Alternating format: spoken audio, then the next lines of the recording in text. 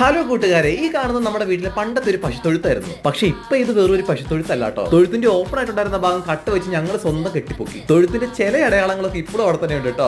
ഇപ്പൊ ഇത് കണ്ട ഒറ്റയടിക്കാലും ഇത് പശുത്തൊഴുത്താരെന്ന് പറയില്ലായിരിക്കും. എന്തായാലും നമുക്ക് ഇന്റീരിയറിലേക്ക് പോകാം. നമ്മൾ പണ്ട് പശുത്തൊഴുത്തിന് ഉപയോഗിച്ചോണ്ടിരുന്ന അതേ താഴും താക്കോലുമായിട്ട് ഇപ്പോൾ ഉപയോഗിച്ചോണ്ടിരിക്കുന്നത്. ഒറ്റ കയ്യിൽ തുറക്കല് കുറച്ച് ബുദ്ധിമുട്ടുള്ള കാര്യമാണ് അല്ലേ? സോ കൂട്ടുകാരെ, നിങ്ങൾ ഇപ്പൊ കാണുന്നത് നമ്മുടെ പണ്ടത്തെ തൊഴുത്തല്ല, ഇതാണ് ഞങ്ങളുടെ വർക്ക് സ്റ്റുഡിയോ. ഇവിടെ ഇരുന്നിട്ടാണ് ഇപ്പൊ നമ്മുടെ ചാനലിന്റെ വർക്കുകളും കാര്യങ്ങളൊക്കെ ചെയ്തുകൊണ്ടിരിക്കുന്നത്. മേലെ നമ്മുടെ പണ്ടത്തെ തൊഴുത്തിന്റെ അതേ ആസ്പെക്ട് റൂഫിംഗ് ആണ്, അതുകൊണ്ട് നല്ല ചൂടുണ്ട്. അത് കാരണമാണ് നമ്മളിവിടെ ഒരു ഫാനും കൂടെ ഫിറ്റ് ചെയ്തേക്കുന്നത്. ഈ കാണുന്ന സൈഡിലെ വാൾ നിങ്ങൾക്ക് ഇഷ്ടപ്പെട്ടിട്ടുണ്ടെങ്കിൽ കമന്റ് ചെയ്യണേ. ഇത് ഞങ്ങൾ സിമെന്റും ചിരട്ടയും വെച്ചിട്ട് ചെയ്ത വർക്കാണ്. അതുപോലെ തന്നെ സൈഡ് വാൾ ഞങ്ങൾ ചെയ്തേക്കുന്ന വയലിലെ കളിമണ്ണ് എടുത്തിട്ട് വന്നിട്ടാണ്. അങ്ങനെ ഒരച്ചാലൊന്നും പെട്ടെന്ന് പൊടിഞ്ഞു വരുത്തൊന്നുമില്ല കേട്ടോ. ഈ കാണുന്ന പുൽത്തൊട്ടിയുടെ ഭാഗം ചെറിയ രീതിയിൽ റെനോവേറ്റ് ചെയ്യാൻ ഞങ്ങൾ പ്ലാൻ ചെയ്യുന്നത്. അതുപോലെ ഈ സൈഡിലെ വാൾ കളിമണ്ണ് കൊണ്ട് 2-3 കോട്ടിങ് കൂടെ ചെയ്താലാണ് ക്ലീൻ ആവുള്ളൂ. ആസ്പെറ്റോസ് ഒക്കെ നല്ലപോലെ പഴകിയിട്ടുണ്ട്, പക്ഷെ അതൊന്നും കുഴപ്പമില്ല. നമുക്ക് വർക്ക് ചെയ്യാൻ വേണ്ടി ഒരു സ്റ്റുഡിയോ അത്യാവശ്യമായിരുന്നു. അത് കാരണമാണ് നമ്മുടെ തൊഴുത്ത് നമ്മൾ സ്റ്റുഡിയോ ആക്കി മാറ്റിയത്. കൂടുതൽ വീഡിയോ കാണാൻ ലൈക്ക് ചെയ്യാനും ഷെയർ ചെയ്യാനും മറക്കരുത്.